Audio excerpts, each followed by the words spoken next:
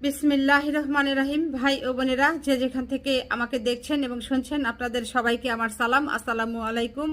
আশা করি আপনারা ভালো আছেন, আমিও ভালো আছি। UK property gossip by Tasmina YouTube চ্যানেলের পক্ষ থেকে জানাই শুভেচ্ছা। আজ জুলাই মাসের 1 তারিখ, মঙ্গলবার 2025। এই মুহূর্তে লন্ডনের তাপমাত্রা আছে 28 ডিগ্রি সেলসিয়াস। তবে লন্ডন সময় বিকেল 5টার দিকে এটি তাপমাত্রা আরও বেড়ে যাবে, হবে হচ্ছে 34 ডিগ্রি সেলসিয়াস। তো বেশ ভালোই গরম পড়বে। এখন আপনাদের সাথে যে বিষয়টি নিয়ে কথা বলতে চাচ্ছি সেটা হলো যে জুলাই আন্দোলন থেকে গণ অভ্যুত্থান থেকে বিপ্লব। তো দেখতে দেখতে 1 বছর পার হয়ে গেল।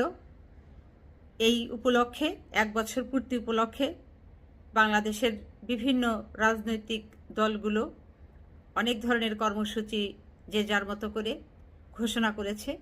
এর মাঝে বাংলাদেশের বড় একটি রাজনৈতিক দল হচ্ছে বাংলাদেশ জাতীয়তাবাদী দল, অর্থাৎ বিএনপি। এই বিএনপির পক্ষ থেকেও নানা ধরনের কর্মসূচি হাতে নেওয়া হয়েছে। তো আমার দেশ পত্রিকাতে যেটি বলা হয়েছে যে গণ অভ্যুত্থান, জাতীয় ঐক্য ও গণতান্ত্রিক অভিযাত্রা শীর্ষক আলোচনা এবং শহীদ পরিবারের সম্মান অনুষ্ঠানে প্রধান অতিথি হিসাবে উপস্থিত থাকবেন বিএনপির চেয়ারপারসন বেগম খালেদা জিয়া। মঙ্গলবার বিকেল 3টায় আগারগাঁওয়ের বাংলাদেশ চীন মৈত্রী সম্মেলন কেন্দ্রে এ অনুষ্ঠান শুরু হবে। বিষয়টি নিশ্চিত করেছেন দলটির মিডিয়া সেলের সদস্য শায়রুল কবির খান। তিনি জানান, জুলাই আগস্ট অভ্যুত্থানের প্রথম বর্ষ পূর্তি উপলক্ষে বাংলাদেশ জাতীয়তাবাদী দল বিএনপি আলোচনা সভার আয়োজন করেছে। আলোচনা সভায় প্রধান অতিথি হিসাবে উপস্থিত থাকবেন বিএনপির চেয়ারপারসন ও সাবেক প্রধানমন্ত্রী বেগম খালেদা জিয়া। অনুষ্ঠানটি উদ্বোধন করবেন দলটির ভারপ্রাপ্ত চেয়ারম্যান জনাব তারেক রহমান।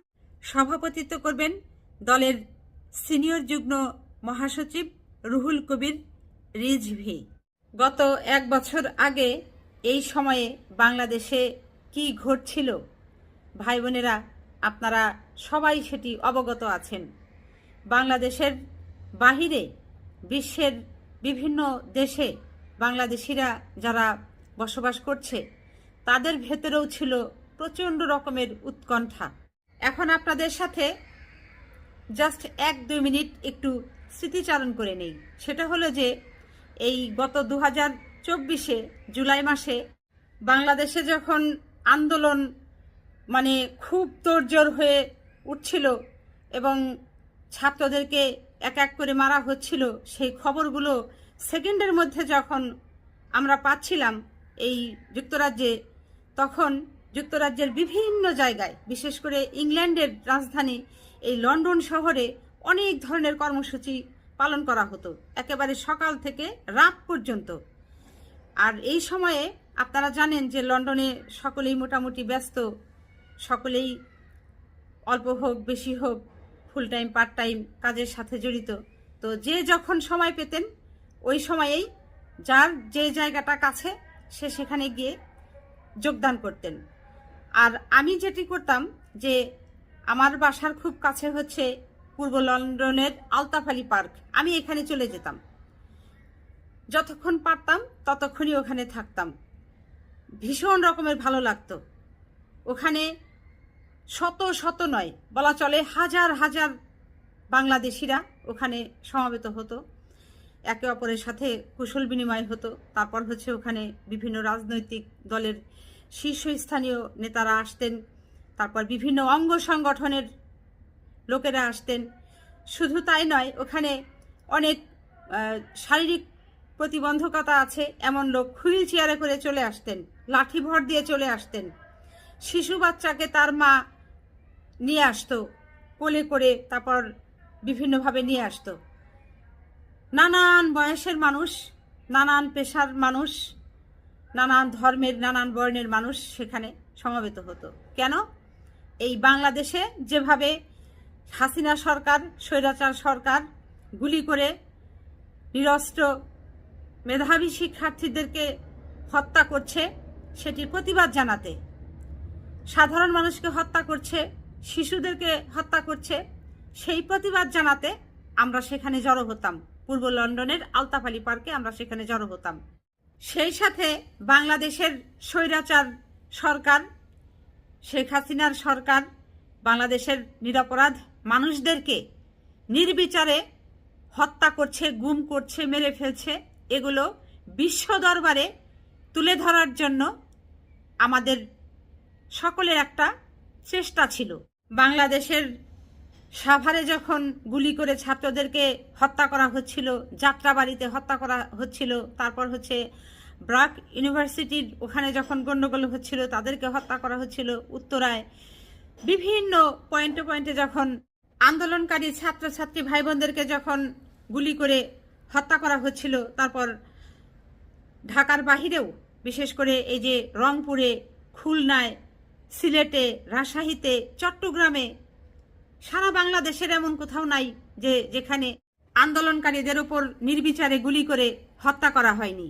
গত বছর জুলাইতে বাংলাদেশে আওয়ামী লীগের সন্ত্রাসীরা, আওয়ামী লীগের পুলিশরা যখন একটা ছাত্রকেও হত্যা করত, সেই খবর সেকেন্ডের ভিতরে এই যুক্তরাজ্যে ছড়িয়ে পড়ত এবং যুক্তরাজ্যে থাকা বাংলাদেশিরা সেই হত্যার সঙ্গে সঙ্গে নিন্দা জানাতেন, প্রতিবাদ জানাতেন। গত জুলাই অভ্যুত্থানে যে সকল ভাই বোনেরা শহীদ হয়েছেন তাদের সকলের আত্মার শান্তি কামনা করছি। যে সকল ভাই বোনেরা আহত হয়ে আছেন আপনাদের সুস্থতা কামনা করছি এবং শহীদদের পরিবারের সদস্যদের প্রতি, আহত হওয়া ভাই বোনদের পরিবারের সদস্যদের প্রতি আমার শ্রদ্ধা রইল, সম্মান রইল, ভালোবাসা রইল।